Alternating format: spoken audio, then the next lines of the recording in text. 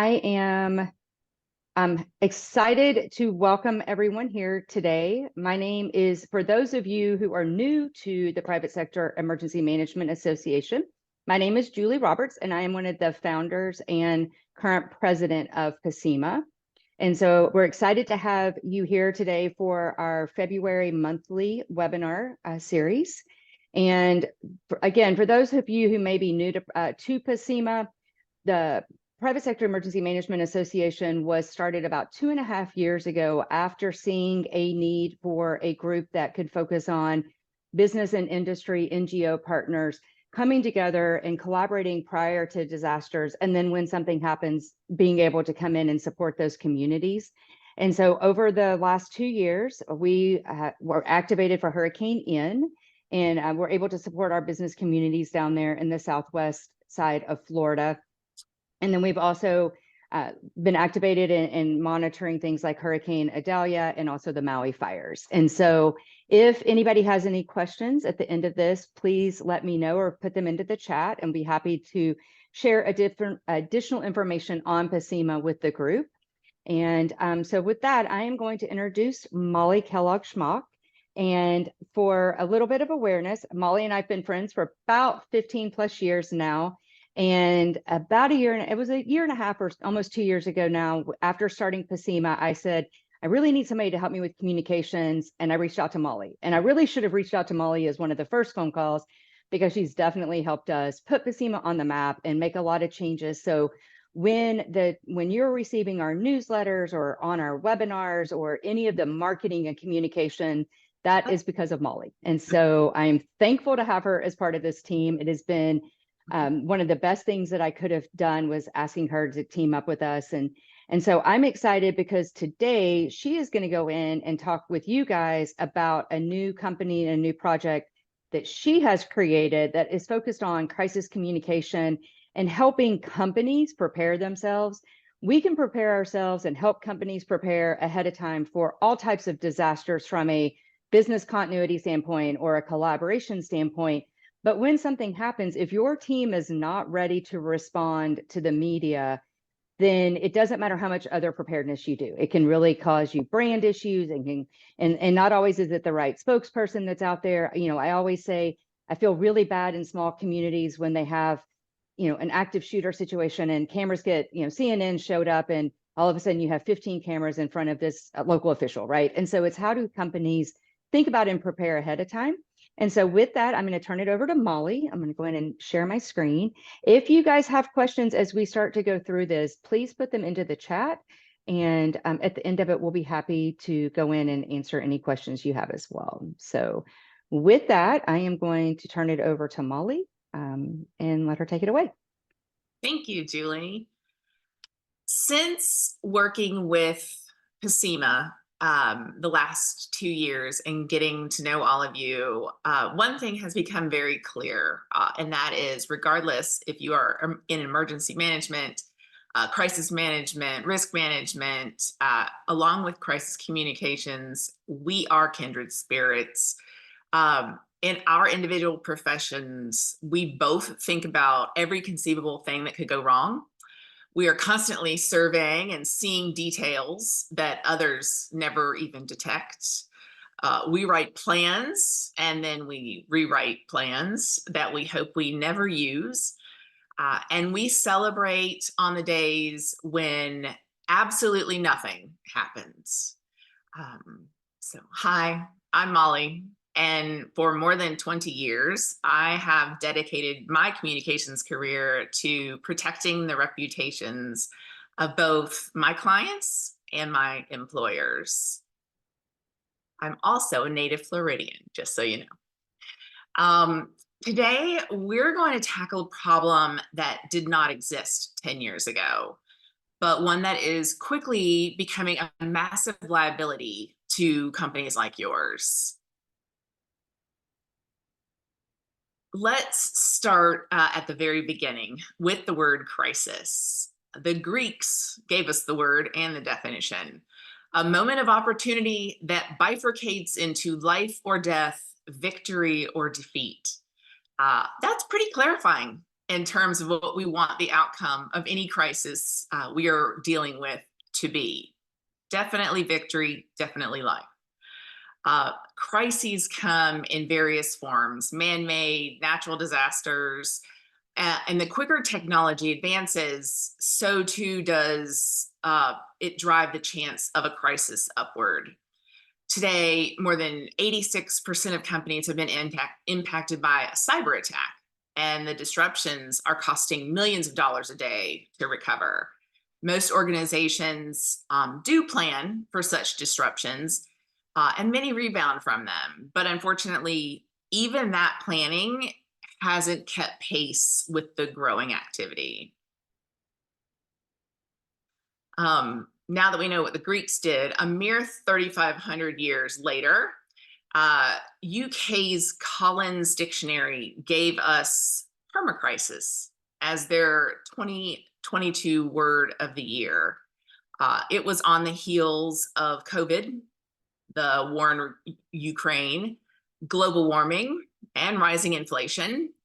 One of the publication's language experts commented that permacrisis is a term that perfectly embodies the dizzying sense of lurching from one unprecedented event to another, as we wonder bleakly what new horrors might be around the corner. Uplifting, isn't it? It is the modern media landscape that brings these and everyday crisis events into plain sight. Crises have been around since the creation of the world, but learning about them in real time and knowing every detail of them has not. The increase in exposure has led to a greatly heightened state, and that is what we're going to call permacrisis. This was a fun illustration to put together. It shows how dramatically the media landscape has changed in the last 2 decades. As you can see, there was not a lot of change in the media landscape from 1970 to 1990. It basically offered the same options for distributing information. And that's how we all learned about world events. Our access to information today, however, is astounding, and it continues to expand by the day. Technology is a vital component of our everyday existence and how business is done efficiently across the globe. Without limitations of distance, culture, or language, it links us in every conceivable way. It has also given rise to citizen journalism. Receiving information in the format we want, from a person we want, at the moment we want, is something we found inconceivable only a decade ago. On this illustration, you can see there are 6 billion mobile device users. There are only 8 billion people on the planet. That means everyone has a mobile device. And when you consider that each of those mobile devices belongs to a person who is actively wanting to voice their every thought and opinion, regardless of fact or merit, you start to see that citizen journalism can get a little murky. These numbers are striking. 2 million podcasts, 3 billion Facebook users, 2 billion Instagram users, 51 million YouTube users, and 450 million Twitter users, now X. The internet has changed how we express ourselves, how we celebrate, how we grieve, how we learn, and yes, how we complain.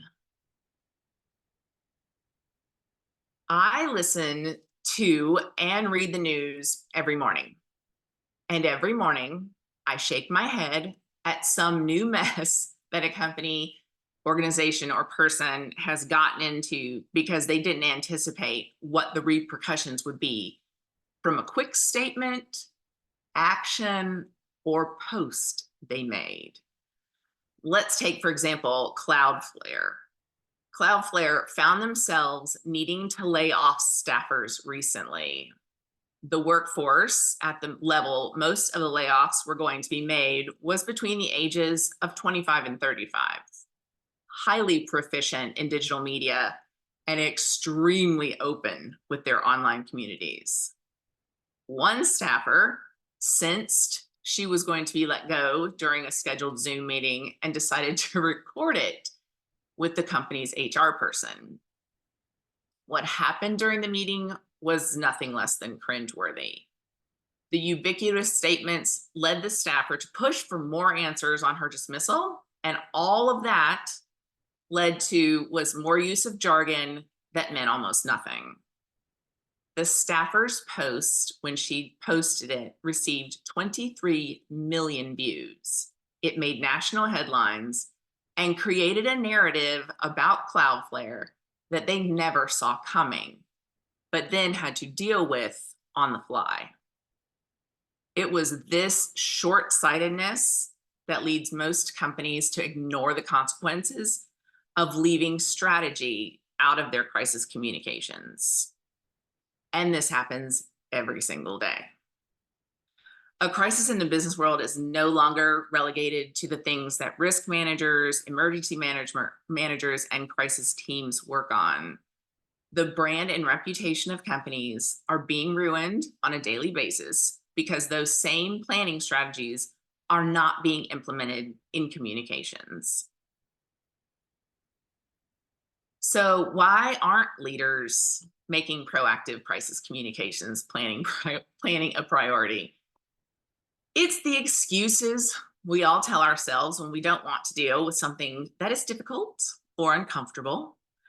Here are my top 5 favorite responses from executives who don't see the value in proactive communications planning. I will know it when I see it. That will never happen to us. Our communications personnel can handle it. Our people can figure out what to do when the time comes. And we communicate with each other, so we will know what we need to know. Great, super helpful.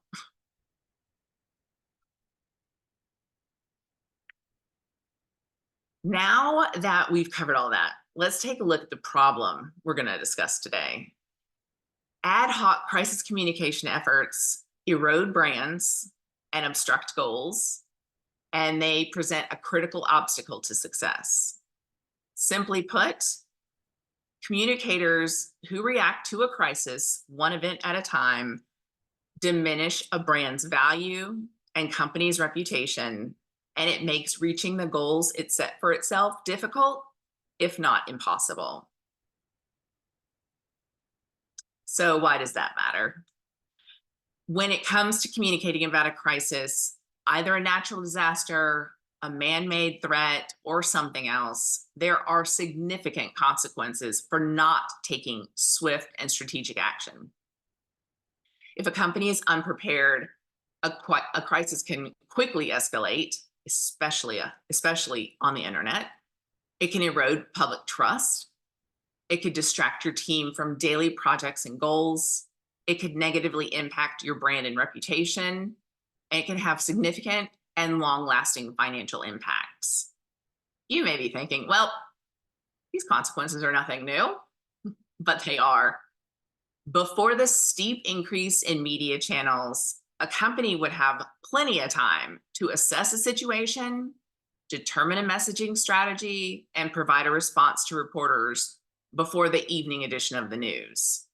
However, the 24/7 news cycle, citizen journalism, and smartphones have shrunk the time a company is expected to respond to mere minutes.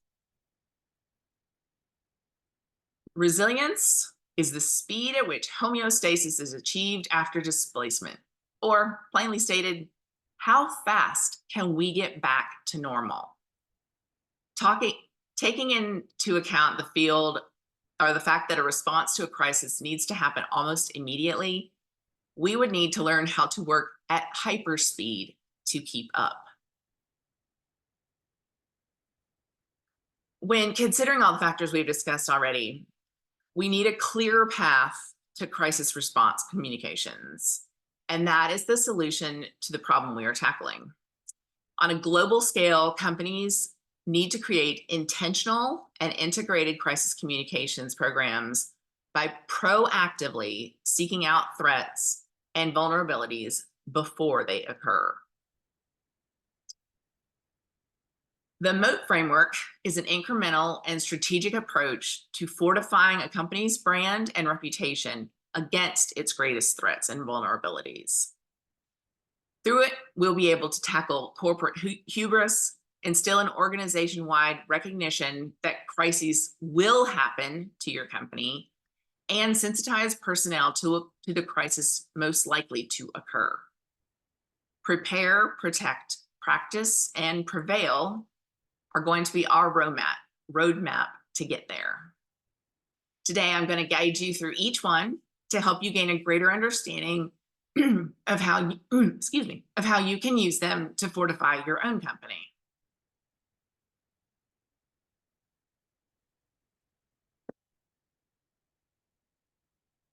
For a moment, I'd like you to imagine that you're standing on the top of a castle. You are the guard.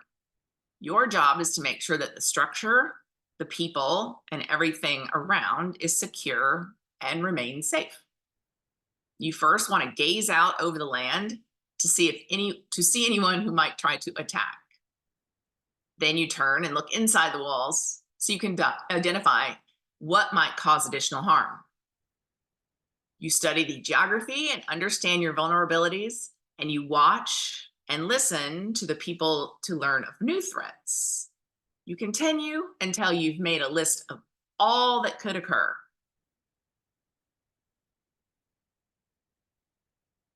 However, instead of threats of cholera or soldiers on horseback shooting flaming arrows at the castle, we'll return to this realm and consider the most common external threats to today's organizations. Natural disasters like earthquakes, hurricanes, and floods, wildfires are often unpredictable and can inflict extensive damage on communities, infrastructure, and the environment. Technological and industrial accidents, ranging from nuclear mishaps and chemical spills to factory explosions, cause significant infrastructure failures. Those include dam breaches or power outages. Socio-political crises arise from social or political issues, wars, terrorist attacks, political upheavals, social unrest, and acts of mass violence or shootings. Economic and financial crises disrupt economic stability. Health and pandemic crises we all know about. Environmental and ecological crises. Cybersecurity crises encompass issues from cyber attacks and data breaches to misinformation campaigns and digital disruptions. Then there are humanitarian crises. Once your external inventory is complete, we can turn all our attentions to our internal vulnerabilities, such as leadership changes, employee strikes, leaked information, false claims, product recalls, service failures, regulatory compliance issues, and personnel accusations. When you think about it, that list doesn't seem to stop. Anyone who believes this level of preparedness borders on paranoia simply hasn't had to deal with the consequences of a crisis yet. I'm sure you'll agree.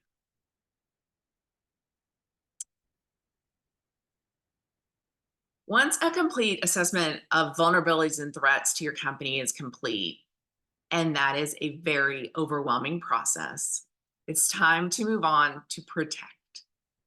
This is a phase in which we take a look at the people in our organizations and the roles they're going to play when we have an activation. Then it's time to start building the strategies that are going to serve as the moat around our metaphorical castle.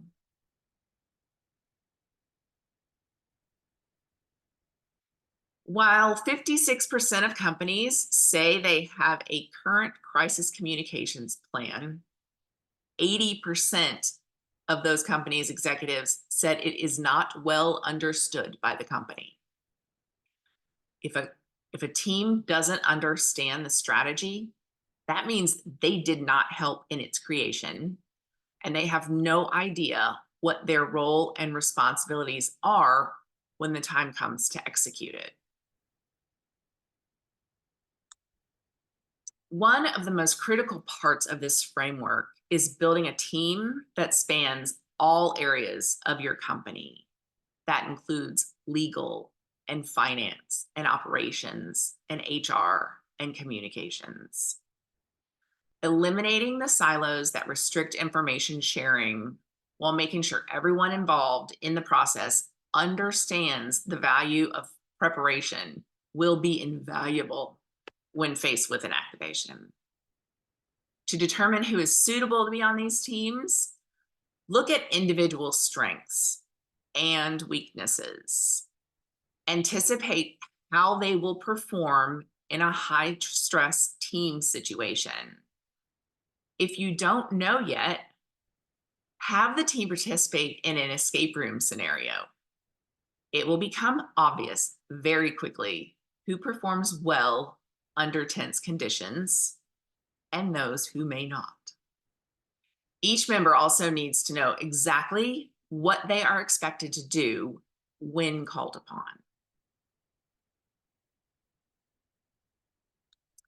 Once your team is in place, or you have an idea of who those people are going to be, you need to turn your attention to your stakeholders or your audiences. Always keep top of mind that these are people. They are not faceless, nameless groups. They are people engaging with your organization and have some connection to you. When compiling your list of audiences, there are some basic questions that you can use to get started on the process. The first one is, who are they? Are they an internal audience or an external audience member? Internal are the employees and vendors you use, and anyone supporting your operations. External are your customers and the general public. Consider what matters to them in regards to the situations they will encounter. Think about how the news you give them is going to affect them.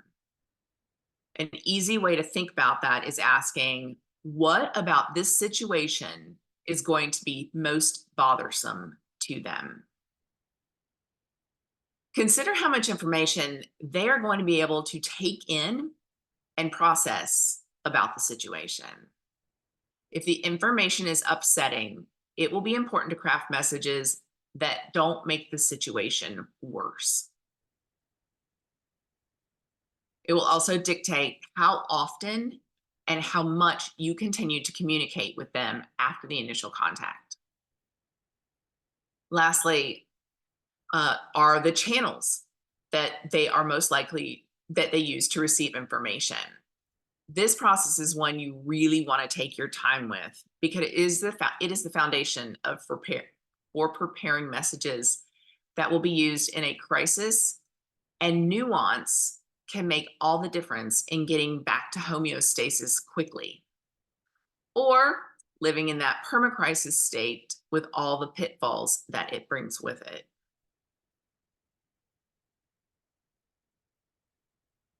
This is a fun slide. We are living in a time that generations are more defined than ever before. We also have more generational differences than ever before because of technology. In the past, there may have been a few deviations from the decades before you, but the differences between people born in 1945 and those in the newest generation of alphas is striking. This chart allows us to quickly understand these groups, including their trust in traditional media, how they like to communicate and on what platforms, where their general fears lie, the information they value receiving during a crisis and that they don't. This type of data provides a springboard from which to create a clear picture for your audiences and create messaging that speaks directly to them. Let's take a look at the chart itself. What's striking is that we have a generation still that really highly trusts media in a world where most of us have gone away from watching the nightly news. This group is still all in. We're talking about the silent generation. They also enjoy face-to-face, traditional print, and broadcast media. So those folks are never going to get your message if you only put it online. Their greatest fears these days are health issues, financial insecurity, and loss of independence. During a crisis, what they want to know are health and safety updates, access to medical care, and the impact on family and community. And what they don't want to know is any detailed technology updates, social media commentary, and international implications. Now, this is a general view of these generations, so obviously there will be variations, but this is a really great snapshot to show you the differences. We'll just move over to Gen X and do the exact same thing. The media trust is mixed. Those of us who grew up during in this generation know that that was our source of information for our entire childhood and most of our teen years. And then came the internet. So we do have one foot in both areas. But we have questions bias in all media types. We like to be, like I said, one foot in both sides. So you can deliver us information almost anywhere these days, and we will probably find it. Our biggest fears: job security, family responsibilities, and digital privacy. And our crisis priorities are job and business stability, education impact, and practical family advice. And our non-priorities: celebrity news, excessive social media content, distant international events. Again, not that those things don't matter to some, but on the greater scale, this is the generalized version. Then we can move over to Gen Z. Those are the folks that are very outspoken on social media and very comfortable with all things digital. They are highly skeptical of traditional media, and they are reliant on digital platforms. I thought about this one a lot. Most of that generation never watched the nightly news because it was not on. They have very little attachment to the same things that the 3 generations before it did. Their communication, no surprise here, anything visual platforms, texting, and multimedia formats. Education and job prospects, mental health, and social pressures are their greatest fears. Their crisis priorities are in education implications, mental health resources, and social connectivity. Their non-priorities: traditional news formats, older generation policies, and non-digital content. So if you want to reach them, do not put it on broadcast. I'll let you look through the rest of this at your leisure, and I'll also post this on my website so you can reference it at any time. But it is fascinating, and it gives great insight to those of us that are 10 or 15 years removed from these newest generations. Also remember, if there's one thing about humans today, it's that we expect to be communicated with as if we are being directly spoken to.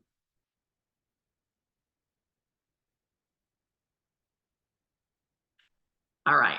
Once this is a basic start to creating a persona for the audience you're trying to connect to. We're going to say it's Gen X. So this is your customer, Joe. He's 45 and married. His primary focus these days is on family, his career, and his finances. He likes to be communicated with via email, traditional news outlet broadcasts, or websites, and social media platforms like Facebook. He appreciates getting the facts of a crisis right up front and what's being done to deal with it. He also wants to know how the issues will be corrected.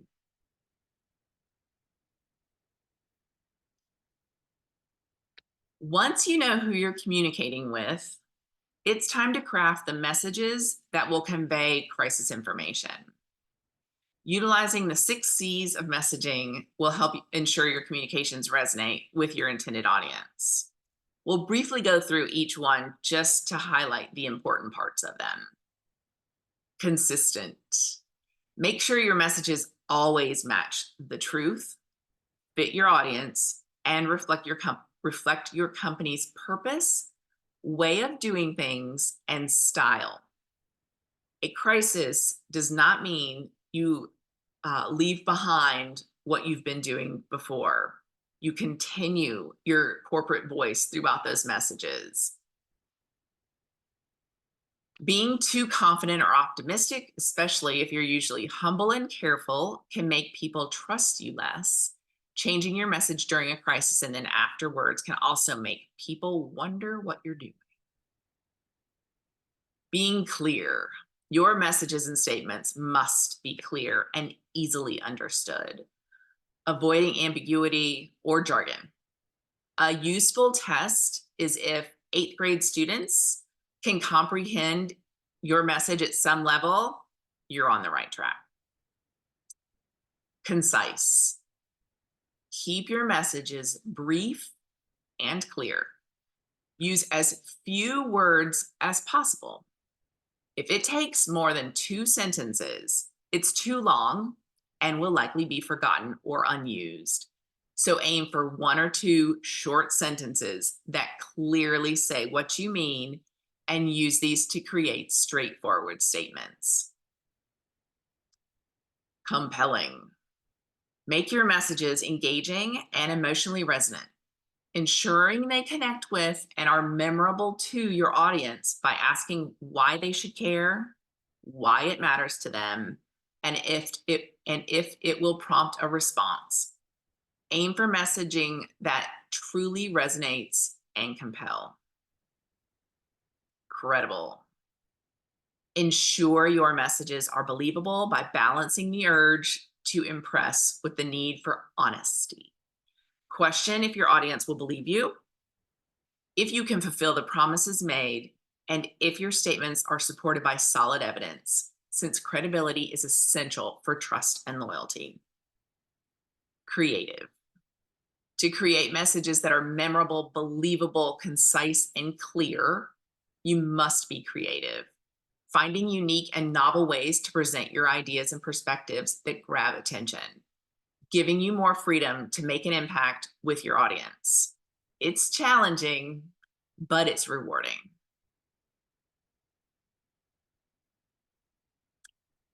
All right, with audience and messaging complete, distribution is our next focus. In the not so distant past, this was the process for disseminating important information about a crisis. A company spokesperson would make one statement. A media reporter, traditionally newspaper, television, or radio, would write a story to be distributed in their news cycle. This process was the day's worth of information. It might be used again in a later printing or broadcast, but usually any new information would come at the next day's press briefing. As I mentioned earlier, this process has now been dramatically condensed from hours to minutes. No longer do companies have the luxury of creating strategies and messages on the fly. They are expected to be immediate and detailed. Here's how you must disseminate information today. Depending on the crisis situation, the company spokesperson makes a statement at a press conference, creates both a written and verbal statement targeted for another audience, and also releases the statement online. They then get all distributed to the vast array of channels we saw in the chart earlier So every audience group receives the information they value most in the format they most use. If it seems like a daunting undertaking, it is. And yes, all those people are most definitely going to post their opinion on how you're handling things.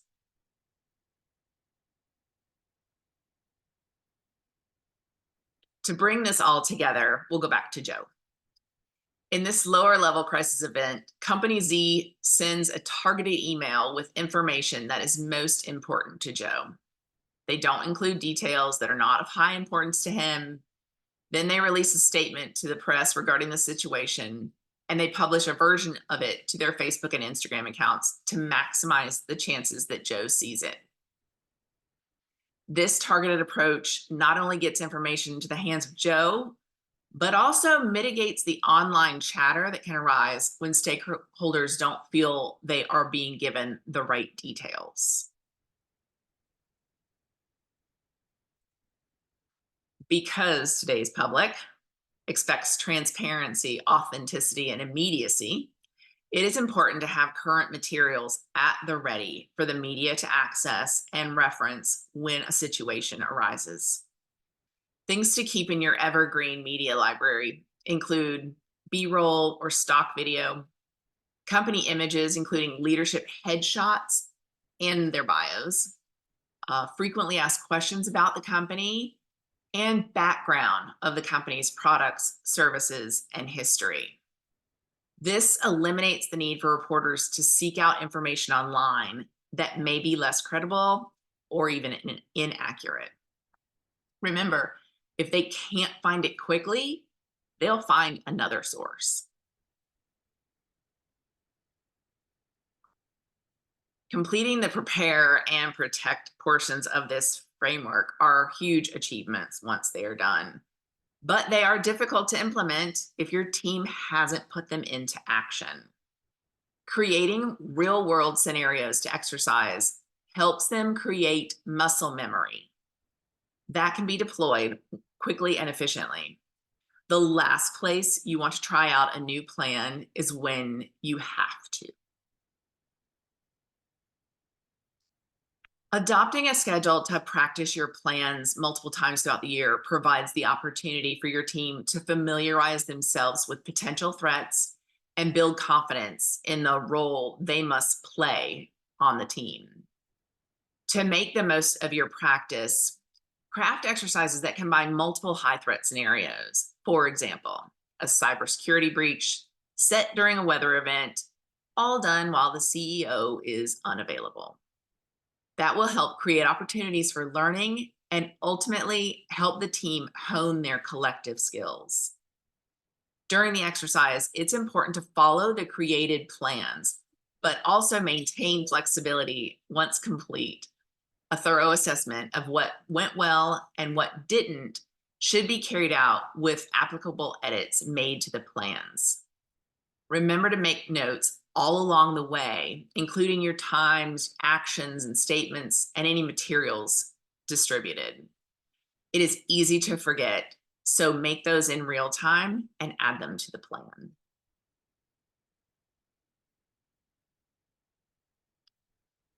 An integral part of practice includes media relations and making sure the company spokesperson is trained. It is so obvious when a leader steps behind the microphone at a podium to give a statement and they are ill prepared for the situation. These interactions must be well practiced so your audience view you as credible, trustworthy, and authentic. Off-the-cuff remarks can haunt an executive the rest of their career. When practicing interactions with media, some valuable things to remember include putting the right person in that role. If the apparent executive isn't able to do the task suitably, find someone who can. Sometimes a subject matter expert is a better choice. Consider the nonverbal cues. including the location of your press conference, if you have one, the spokesperson's body language, and their wardrobe. While writing plans, you also want to make sure you include the tone necessary to use so that your message is conveyed effectively.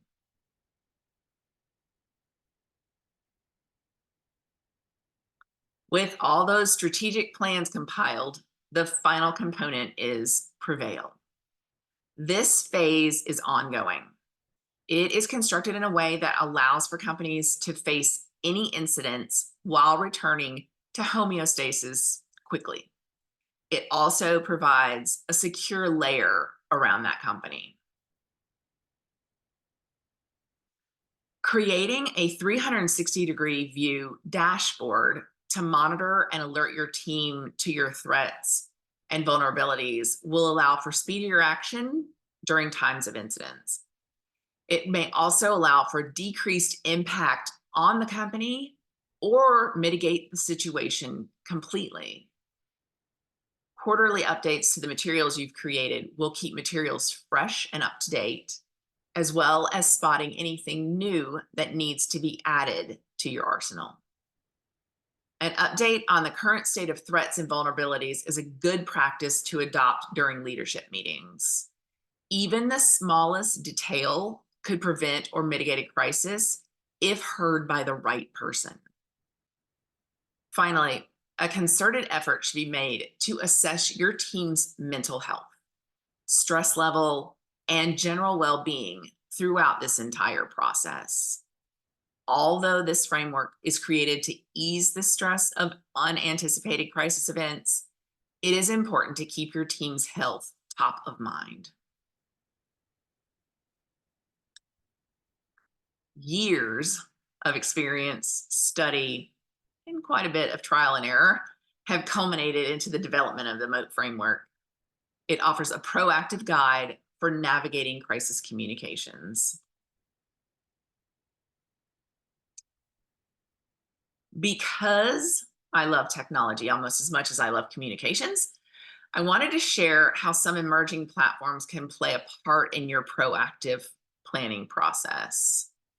The first is consider using augmented reality or virtual reality to practice threat response scenarios. Your teams will be able to hone their skills individually or collectively from almost anywhere. And as these younger generations move into the workforce, that sort of approach would be very fun for them. If you struggle to create effective tabletop exercises, using an AI generator is an excellent starting point to generate creative ideas for your team. But make sure you personalize it or customize it specifically for your company. AI is great, but they are not humans.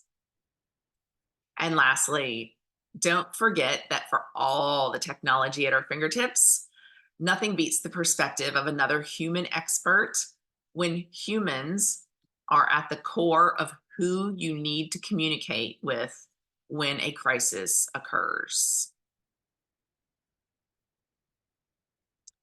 So I am hopeful that you found this information helpful, and I welcome any questions that you might have.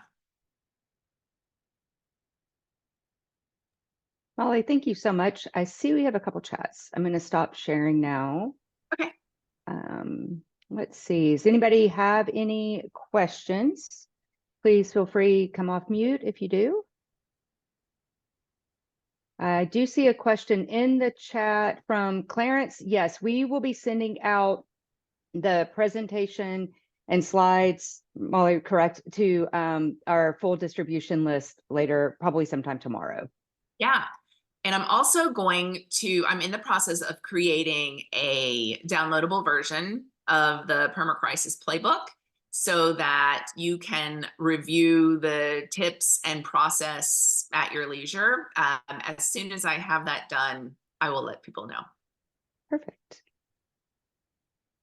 Does anyone else have any thoughts, questions? I really appreciate the conversation, Molly. It is, oh, I see Jennifer's got a thumbs up.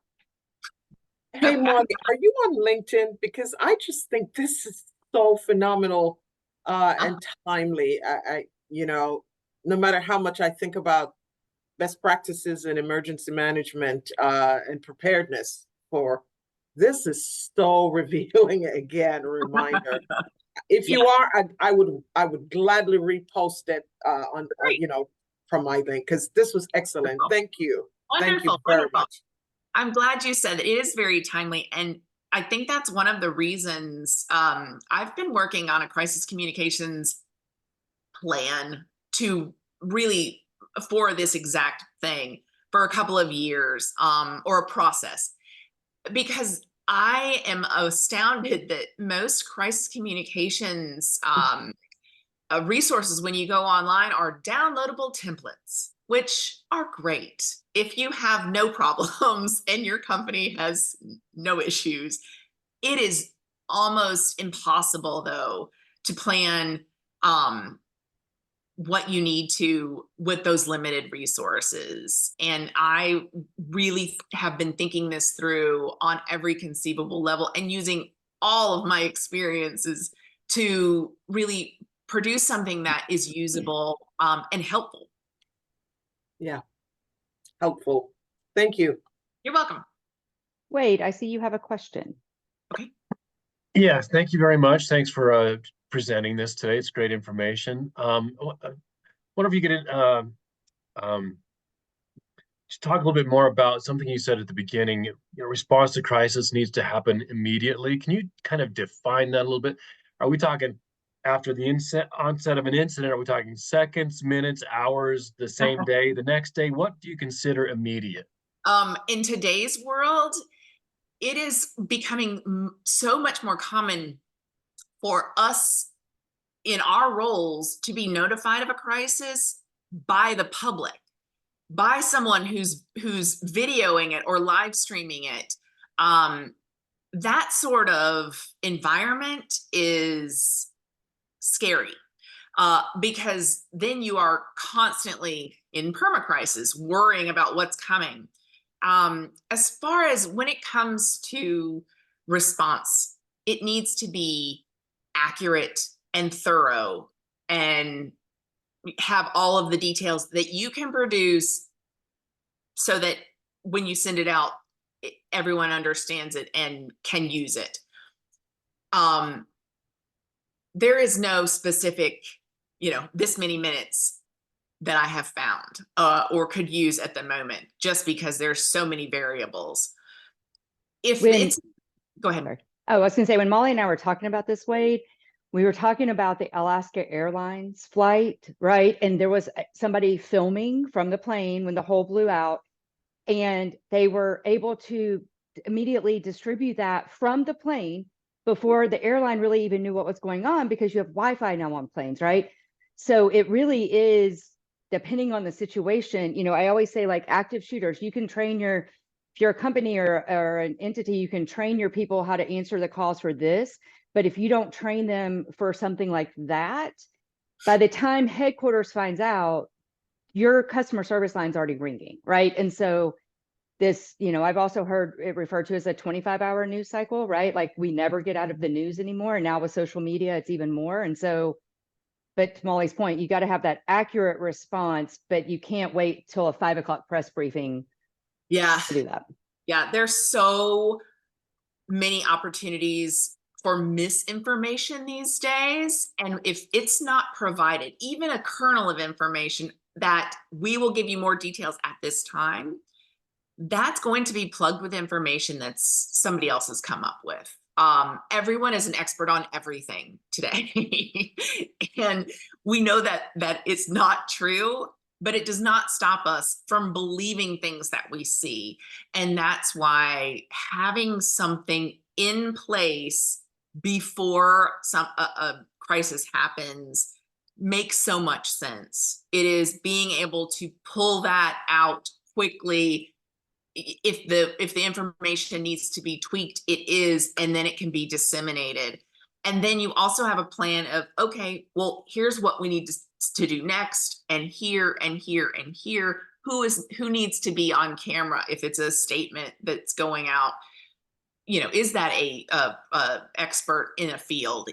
You need to be able to have all of that, because as we all know, it moves very quickly, and if one person's missing and that's their job to come up with this message, who does it? So that's why having a plan in place is so important.